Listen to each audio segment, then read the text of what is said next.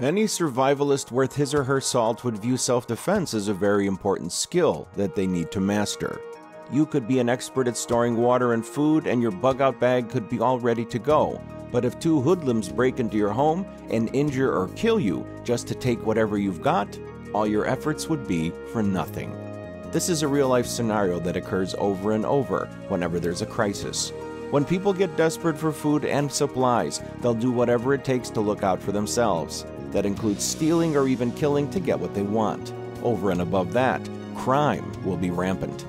We've all seen crises such as riots where looting is widespread, or places like the ghettos where the crime rate is at an all-time high. This is the reality that most people fail to grasp. Things can get very ugly, and you absolutely must be prepared. In this video, we'll look at the 5 principles of unarmed self-defense. While it's recommended that you always have a firearm for your safety, in the event you do not have one, these 5 tips will come in handy. Every blow must count.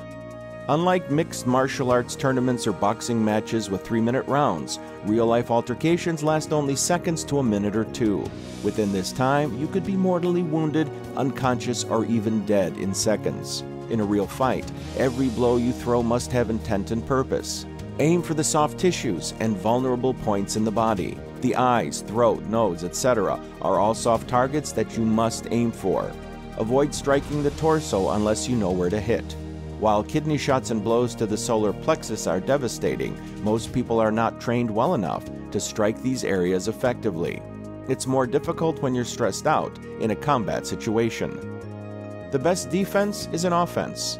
Some martial arts like Aikido focus on wrist locks and other complicated techniques, where you need to block followed by a strike.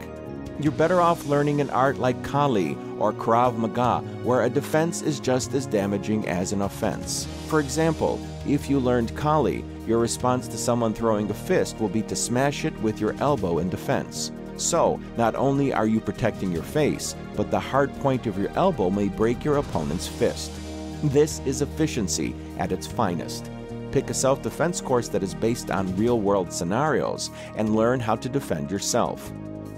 Continuous striking. In self-defense, you will aim to strike 3 to 4 times in quick succession to bring your opponent down. You'll always be moving forward and delivering blow after blow in a rapid, continuous, and determined fashion till they are down or they run away.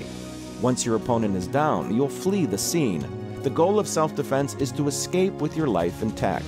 You're not in a death match. Escape the first chance you get. Decisiveness. Never allow yourself to be in a situation where the attacker hits you first.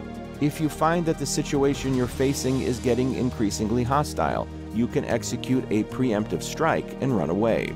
For example, a palm heel strike to your opponent's nose will send them reeling, or a swift kick to their groin will drop them to their knees. This is your opportunity to escape.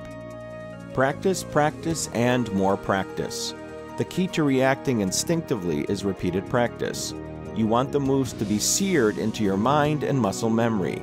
During an actual altercation, you'll not have time to think. However, your instincts and training will kick in, and you'll be able to protect yourself. Adhere to the 5 points in this video, and you'll be much more likely to survive a dangerous situation with minimal injury to yourself.